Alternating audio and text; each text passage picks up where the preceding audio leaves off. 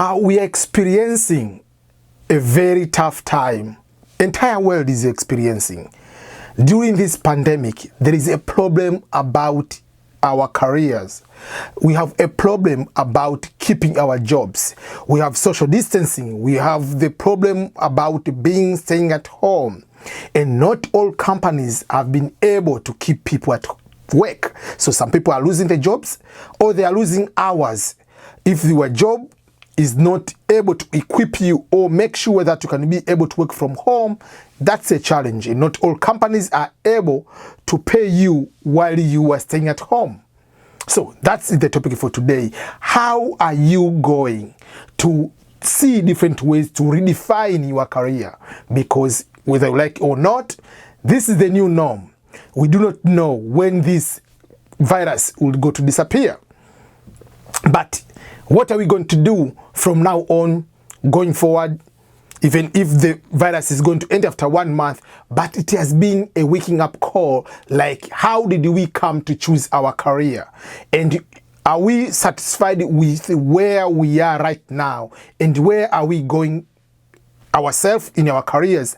But how do we give advice? How do we guide our kids, our friends, our family friends, and the things of that nature towards their future? Like when they ask you, what degree program should I study? What will be your answer?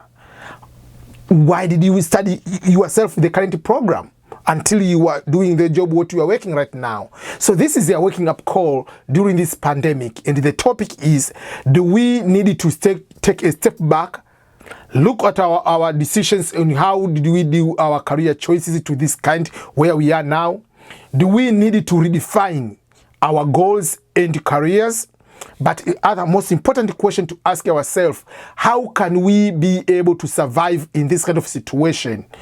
Even as a lesson, do we need to have extra income? Other things can be able to add to our income so that when something like this happens again, or when we retire, or when we get fired, or when we decide to quit the jobs, we can be able to stand on our own. So welcome everyone, and this discussion doesn't care whether you are in America, whether you are in Europe, whether you are in Africa, whether you are in Asia or any other country of the world. The facts will continue to be the same. The challenges every part of the world is facing the same. I can give the example. Right now, majority of people in the United States or in Italy, in Europe, most of the countries in Europe like Spain, they are having a lockdown. They have to stay at home. Very few can be able to work, like medical professionals. And not all the jobs are able to keep people at work.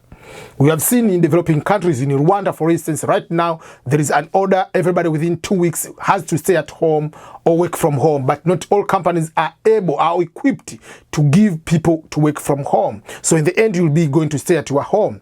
So all these kind of challenges. What if you are not able to get the salary for the next 2 weeks or next month? How are you going to survive with your current lifestyle, current job? So we are going back to our income.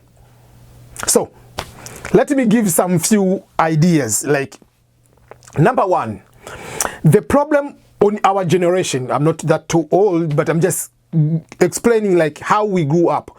Most of the people like me and older than me, usual majority of us, when we were doing career choices, we were focusing more about what kind of job you'll be able to do, what kind of job gives you good money, things of that nature. And overall, the thinking was, I'm going to study this one so that I can get employed. That was the main purpose for majority of people. And especially in developing country, someone is asking, which job pays more? Teacher doesn't pay good, so I'm not going to become a teacher. This one, no. So people were choosing jobs, careers based on how much they pay and not how much they will be so much happy to work in that kind of field and how capable they are.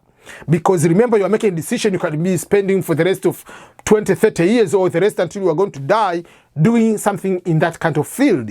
So it's supposed to be beyond just like how much the income, because after 3, 4 years, that profession might go down because it might not be that much important at that time. So how do we be flexible to redefine our careers down the road?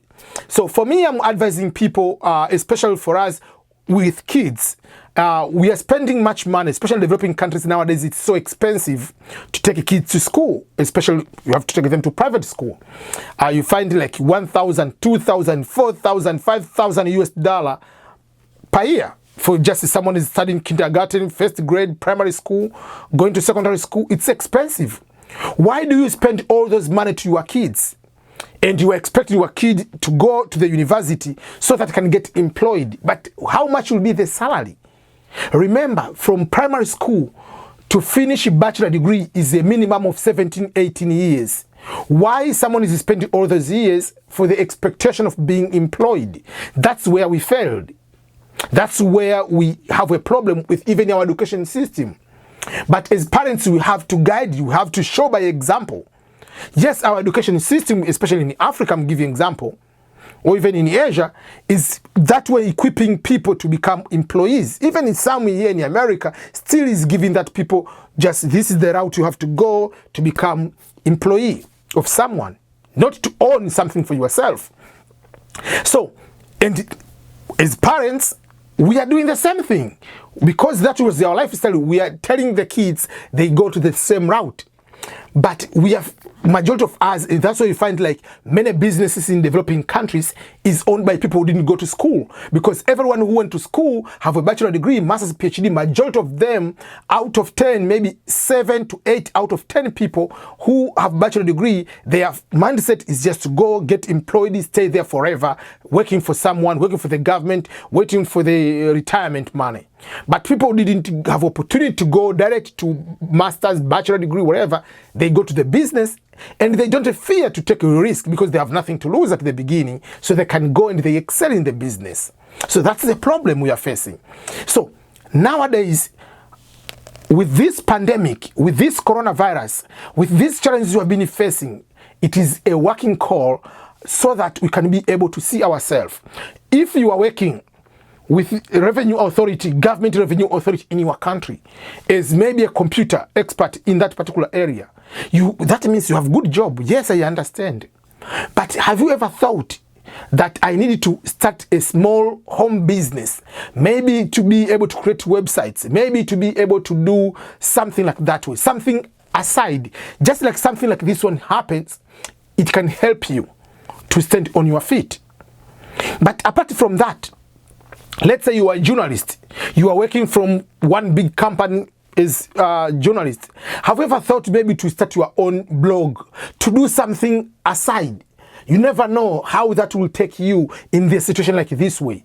And it gives you a chance to give a direction to the newer generation, to your kids, that you can be working but do other things. Don't depend all your life just by employed by the government or one organization. So that will be one of the ways, because it's difficult to say today I'm quitting everything, I'm going to start my own business.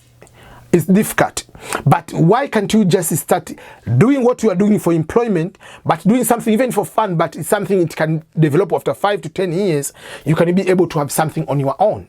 I can give an example. Currently, I'm doing the YouTube thing.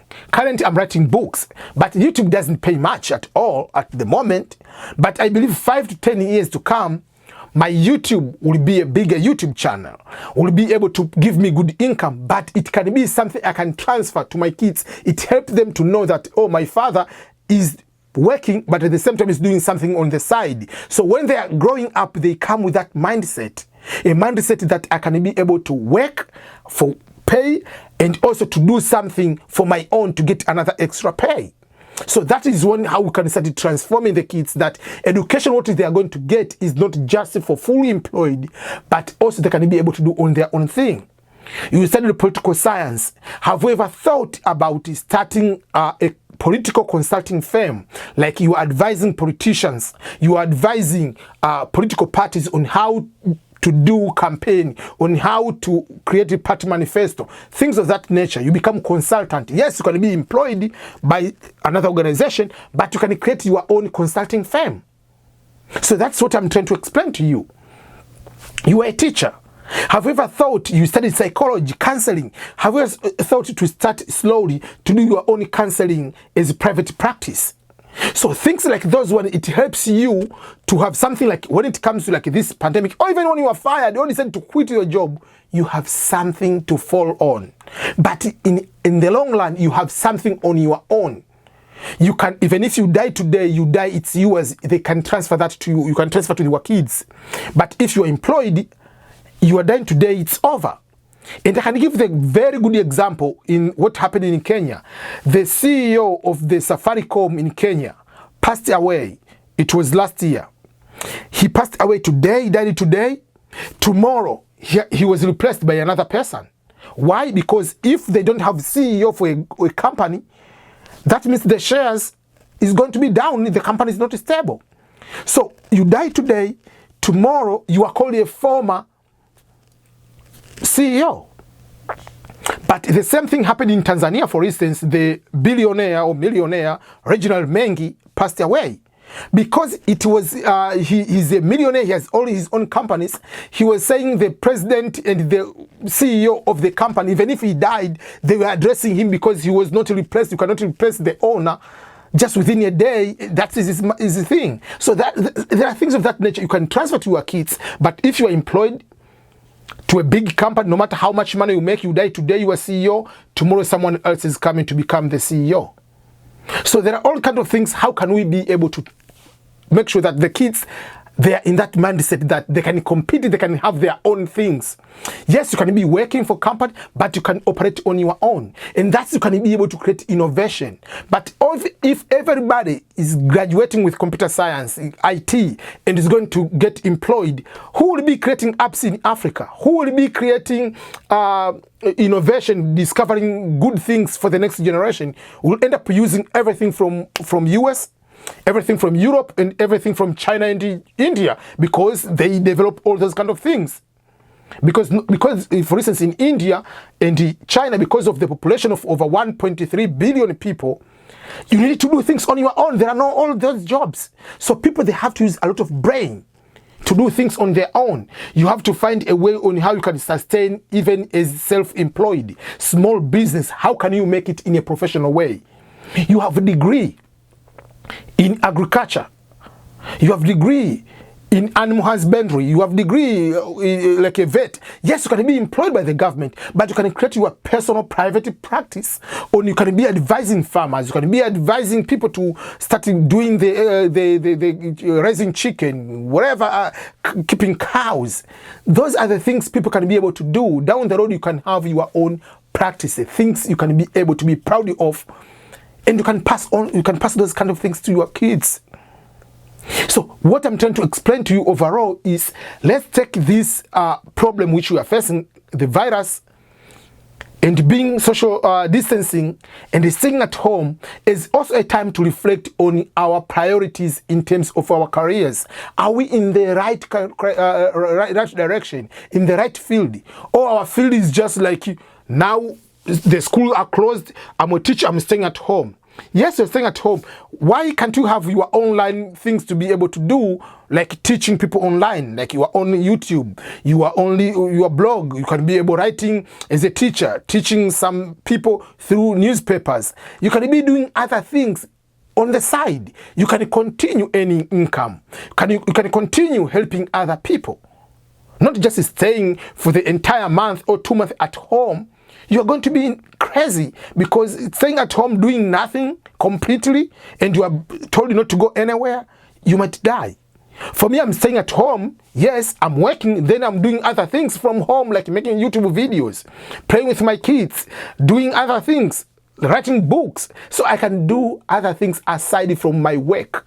And all these kind of things, I can be able to use them down the road 10, 15, 20 years to come, to excel my career and my personal growth. So that's what I'm trying for you to see, for you to understand, for you to be able to reflect on your life and see if the choices you made, or was just your entire life was, I want to get employed, that's all, and I want my kids to be employed and not to be stable on their own. Because 20 years to come, things will be very, very different with the technology. Many countries or many companies, they will just prefer to employ very few people. You can be working from your home, telework, just like that way. How are you going to allow your kid to be competitive in the next generation of 10, 15 years to come. Things will be very, very different. So get prepared with all these kind of challenges. Be ahead of the game, redefining your career, find a way to diversify your economy, your income, to get extra income in different kind of outlets, in a way you can be able to use your degree, use your career in different kind of fields, so that if one field or one challenge comes ahead of you, you can be able to survive on the other one. But also you can be able to guide your kids, your friends, your relatives. If they ask you what is a good degree to study, just guide them in a proper way on how they can be able to face the challenge, and not just go and get this degree because you'll get a job. What if that kind of job is no longer there? So that's what I want to share. Okay, everyone, thank you so much for your continued support. Remember to subscribe to my YouTube channel. Thank you and goodbye.